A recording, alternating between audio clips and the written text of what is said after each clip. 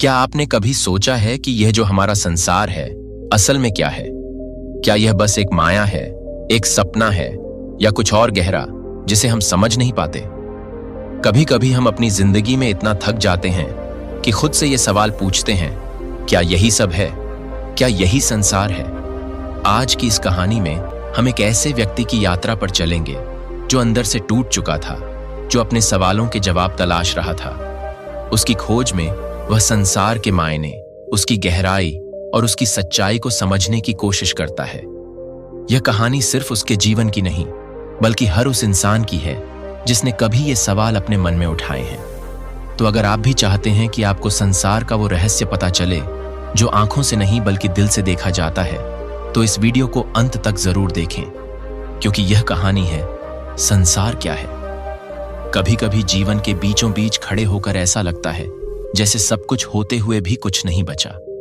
भीड़ के बीच अकेलापन, रिश्तों के बीच खालीपन और उपलब्धियों के नीचे एक अनकही थकावट, ये सब चुपचाप भीतर जमा होते जाते हैं। और एक दिन बिल्कुल अचानक मन एक सवाल पूछ बैठता है, क्या यही संसार है? वो आदमी कोई आम नाम नहीं है उसका, वो तुम हो सकते हो, मैं हो सकता हूं, या वो इंसान जो हर रोज मुस्कान की नकाब पहनकर भीतर टूटता जा रहा है। उम्र कोई ज्यादा नहीं, पर अनुभव बहुत भारी। जीवन ने उसे सब कुछ दिखा दिया, सफलता, सम्मान, प्रेम, परिवार, लेकिन फिर भी कुछ ऐसा था जो कभी हाथ नहीं आया। उसने दूसरों की उम्मीदों पर खरा उतरने की कोशिश की।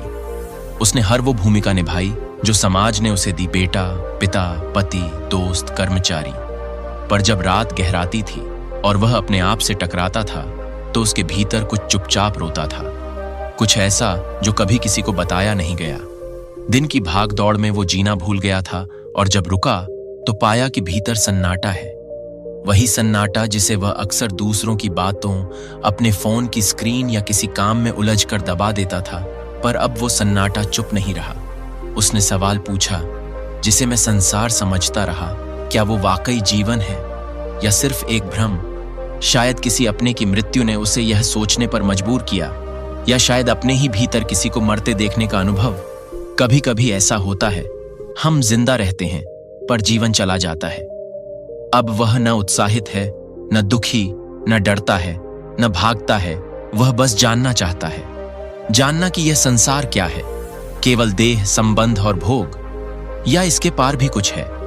इस जिज्ञासा में कोई क्रांति नहीं है, कोई नारा नहीं है, बस एक खामोश तलाश है। एक प्रश्न जो अब उत्तर चाहता है, लेकिन शब्दों में नहीं, अनुभव में। और इसी तलाश से जन्म लेती है एक यात्रा, बाहर से नहीं, भीतर से। जिस दिन यह प्रश्न भीतर से फूटता है, क्या यही संसार है, उसी दिन भीतर कुछ खिसकने लगता है। एक ऐसा मौन जो पहले कभी नहीं था, एक ऐसा ध्वनिहीन धक्का जो चेतना की नींद तोड़ देता है। और वहीं से शुरू होती है उस उत्तर की तलाश जो शायद सदियों से हर युग का हर जागृत मन पूछता आया है। उसने किताबें उठाई नहीं थीं, पर जीवन ने ही उसे शास्त्र बनकर पढ़ाया था। और जब वह थका हारा उस प्रश्न के साथ बैठा, तो वेदों की गूंज भीतर से आने लगी। नेति नेति, यह भी नहीं, वह भी नहीं। संसार जिसे हम सच मानते हैं, वह केवल प्रतीति है, सत्य नहीं। उपनिषदों ने धीरे से कहा, जगन मिथ्या ब्रह्म सत्यम। जो दिखता है वह माया है, जो नहीं दिखता वही परम है। और इस वाक्य ने जैसे उसके भीतर कुछ तोड़ दिया। वर्षों से संजोया हुआ वह भ्रम कि मेरा, मैं, मुझे, यह सब कुछ सच है। गीता की स्मृति आई जब अर्जुन युद्ध भूमि में खड़ा हो गया था, अपनों के सामने भयभीत, विचलित, टूट चुका। तब कृष्ण ने कहा था, हे पार्थ, ये शरीर नाशवान है, पर आत्मा न तो जन्म लेती है न मरती है। कहीं गहराई में बैठा वह व्यक्ति उस क्षण अर्जुन जैसा लगने लगा। वह भी तो लड़ रहा था अपने मोह से, अपने दुहक से, संसार की भंगुरता से। लेकिन उसके पास कृष्ण नहीं था, उसे खुद ही कृष्ण बनना था, खुद को ही गीता सुननी थी। बुद्ध की स्मृति आई जिनके लिए संसार दुख है, और दुख का कारण तृष्णा, महावीर की तपस्या, कबीर की उलट बांसी, जब मैं था तब हरि नहीं, अब हरि है मैं नाही। ये वाक्य अब उसे किसी ग्रंथ के शब्द नहीं लगते, बल्कि जैसे कोई आईना बनकर उसके सामने खड़े हो जाते हैं। वो समझने लगा था, संसार में दुख इसलिए नहीं क्योंकि संसार बुरा है, बल्कि इसलिए क्योंकि हम उससे कुछ अपेक्षा रखते हैं। हम उसे स्थायी मान लेते हैं, जबकि वह अस्थायी है। और यही भूल ही दुहक का कारण है। अब वह इन शिक्षाओं को केवल सुन नहीं रहा था, वह उन्हें जीने लगा था। हर श्वास एक श्लोक बन रही थी, हर अनुभव एक उपनिषद और हर टूटन एक ज्ञान। उसके भीतर अब यह स्पष्ट होने लगा था, संसार बाहर नहीं है, वह मेरे मन की रचना है। जिस दिन यह मन शांत हुआ, उसी दिन संसार समाप्त। और यही विचार अब उसे एक नई दिशा की ओर खींच रहा था। धूप धीरे धीरे ढल रही थी, जैसे हर चीज शांत हो रही थी, हवा, पत्ते, आकाश, यहां तक कि उस व्यक्ति का मन भी, जो अब तक बस एक सवाल में उलझा था, संसार क्या है। कई रास्तों पर चल चुका था वो, कई किताबें पढ़ चुका था, कई बार रो चुका था, कई बार हंसने का नाटक कर चुका था, लेकिन अब भीतर कोई शोर नहीं था, बस एक रिक्तता जो कुछ न बोलती थी न सुनती थी। वह चला जा रहा था किसी पहाड़ी पगडंडी पर, जैसे कोई पुकार उसे खींच रही हो।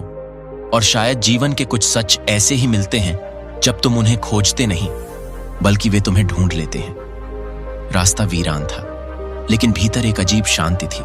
और तभी उसने दूर एक वृक्ष के नीचे बैठे एक वृद्ध को देखा। उसका चेहरा साधारण था, लेकिन उसकी उपस्थिति असाधारण, जैसे वक्त उसके पास रुक जाता हो। उसने कुछ नहीं कहा, सिर्फ देखा। वो देखना ऐसा था जैसे कोई तुम्हें तुम्हारे नाम से नहीं, तुम्हारे मौन से पुकार रहा हो। व्यक्ति पास गया, बैठा और कुछ देर चुप रहा, फिर धीरे से पूछा, क्या आप जान सकते हैं संसार क्या है? वृद्ध ने उत्तर नहीं दिया। उसने केवल जमीन पर एक वृत्त बनाया और फिर उसके भीतर कई छोटे छोटे बिंदु खींचे। फिर उसने बीच का एक बिंदु मिटा दिया और बाकी को वैसे ही रहने दिया।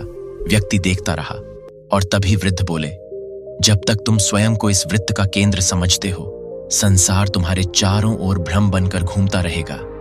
लेकिन जैसे ही तुम अपने को मिटा दोगे, यह वृत्त भी टिक नहीं पाएगा। वो व्यक्ति चौंका नहीं, बल्कि भीतर कुछ हिल गया। वर्षों से जो प्रश्न उसने अपने मन में पाल रखे थे, उनके उत्तर शब्दों में नहीं, इस चुप प्रतीक में छुपे थे। वृद्ध ने फिर धीरे से पूछा, क्या तुम संसार को बदलना चाहते हो या स्वयं को समझना? यह प्रश्न जैसे बिजली बनकर उसके भीतर कौंध गया। अब तक उसने संसार को ही दोषी माना था, लोग, परिस्थितियां, समय, समाज। लेकिन आज पहली बार उसे लगा कि शायद जिसे वह संसार कहता था, वो असल में उसके ही विचारों का एक बड़ा सा आईना था, जो झूठा भी था और खतरनाक भी। संत ने मुस्कुराकर पूछा, कभी ध्यान से देखा है कि तुम संसार को देख भी किससे रहे हो? वो चुप हो गया। संत ने उत्तर नहीं दिया और न ही फिर कुछ समझाया, बस उठकर चल दिए, जैसे कोई काम पूरा हो गया हो। लेकिन वो व्यक्ति अब वहीं बैठा रहा, क्योंकि उसके भीतर एक शून्य जागा था और वो जानता था यही शून्य उसकी अगली यात्रा की शुरुआत है। उस दिन उसने जाना कि संसार को समझने की पहली शर्त है स्वयं को देखना, बिना परतों के, बिना बहानों के। और जो यह कर लेता है, वह किसी गुरु की नहीं, अपनी आत्मा की आवाज सुनने लगता है। धूप अब तेज नहीं थी, लेकिन मन की तपन अभी बाकी थी। उस मुलाकात के बाद, जब उस वृद्ध संत ने बिना शब्दों के संसार का आईना दिखाया, वह व्यक्ति लौट नहीं सका। लौटना अब मुमकिन भी कहां था। एक बार अगर आत्मा सच के स्वाद को छू ले, तो फिर दुनिया का हर झूठ फीका लगने लगता है। उसने न तय किया, न सोचा, बस निकल पड़ा। कोई नक्शा नहीं, कोई मंजिल नहीं, बस एक पुकार थी जो कह रही थी, अब बाहर नहीं, भीतर देख। वो एक पुराने आश्रम की ओर बढ़ा, जहां वर्षों से कोई न आया था। रास्ते में केवल जंगल थे, पगडंडियां थीं और मौन। वहां पहुंचते पहुंचते 3 दिन बीत चुके थे और शायद 3 जन्म भी। आश्रम टूटी हुई ईंटों से बना था, लेकिन उसकी दीवारों में एक ऐसी ऊर्जा थी जो भीतर उतरती थी। वहां कोई नहीं था, कोई गुरु नहीं, कोई साधक नहीं, सिर्फ प्रकृति थी और एकांत। वहां उसने मौन धारण किया, न बोलना, न सुनना। पहले दिन मन ने शोर मचाया, पुरानी यादें, अपमान, दुख, इच्छाएं, सब जैसे एक बाढ़ बनकर बाहर आने लगी। लेकिन धीरे धीरे वो शोर भी थक गया और चुप्पी बोलने लगी। रात में उसे एक स्वप्न आया, एक बड़ा बाजार जहां लोग अपने दुखों का सौदा कर रहे थे।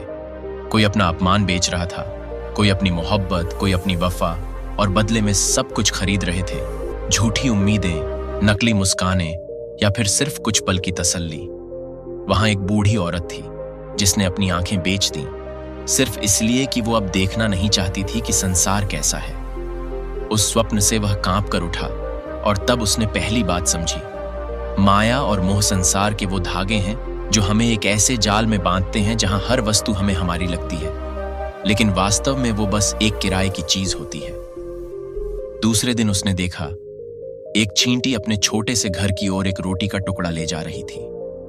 रास्ते में कई बार वो गिरती, कोई पत्ता आ जाता, कोई हवा उड़ा देती, लेकिन वो फिर उठती, चलती।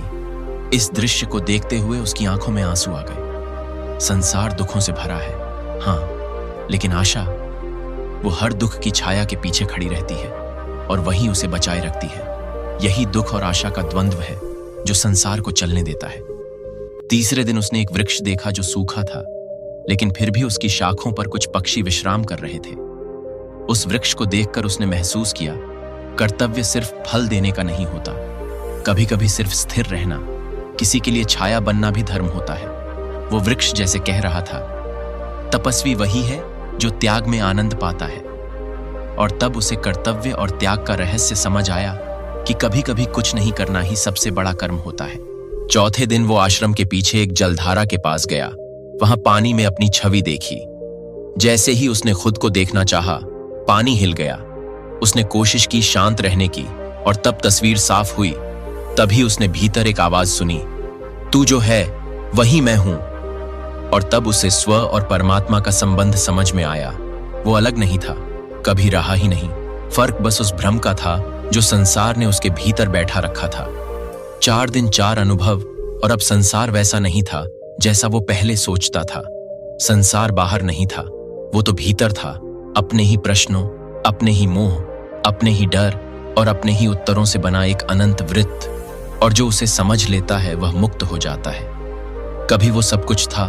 उसके पास एक परिवार जो उसकी सफलता पर गर्व करता था, दौलत जो हर इच्छा को तुरंत पूरा कर देती थी, समाज में प्रतिष्ठा जो उसके कदमों के आगे बिछी रहती थी, और प्रेम जो उसके चारों ओर सजीव रूप में हंसता था।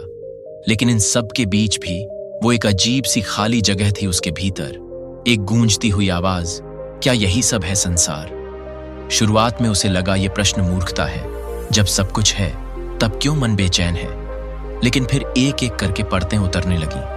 परिवार जो हमेशा साथ था, अब हर बात में अपेक्षा करने लगा। दौलत जो कभी ताकत लगती थी, अब बोझ बन गई थी, क्योंकि हर कोई सिर्फ उसी की वजह से करीब आ रहा था। प्रतिष्ठा जो पहले गर्व देती थी, अब डर पैदा करने लगी, कहीं कोई बदनामी न हो जाए। प्रेम वो तो सबसे बड़ा भ्रम निकला। जिसने प्रेम किया उसने भी शर्तें रखी। उसने पाया कि प्रेम तब तक प्रेम है जब तक वो किसी की अपेक्षाओं पर खरा उतरे। जैसे ही वो थक गया, प्रेम भी थक गया, और फिर बचा क्या? एक दिन उसने खुद को दर्पण में देखा। चेहरा वही था, पर आंखें खाली थीं। अहंकार अब बोझ बन चुका था। ईर्ष्या दूसरों की खुशी में दुख पैदा करती थी। उसने जितना इनसे दूर भागने की कोशिश की, ये उतना ही भीतर बैठते गए। फिर एक दिन उसने हार मान ली, और वहीं से उसकी समझ की शुरुआत हुई। उसने जाना संसार के ये मोह स्थायी नहीं है। ये आते हैं, बांधते हैं और फिर छूट जाते हैं। इनसे भागा नहीं जा सकता, लेकिन इनमें उलझा भी नहीं जा सकता। बस देखना होता है, जैसे कोई तमाशा, जैसे कोई सपना जो सच लगता है पर है नहीं। वो दिन कुछ अलग था।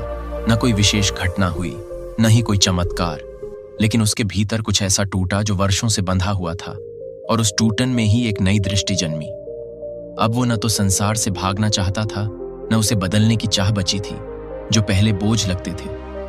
रिश्ते, जिम्मेदारियां, सुख दुख अब वो केवल दृश्य बन गए थे, जैसे कोई मूक चलचित्र जिसकी ध्वनि भीतर गूंजती हो लेकिन दिल को छू नहीं पाती। उसे अब पहली बार समझ आया कि संसार को समझने का अर्थ संसार से उलझना नहीं है, बल्कि स्वयं को देखना है। उसी चुप्पी में जहां विचार नहीं, केवल उपस्थिति होती है।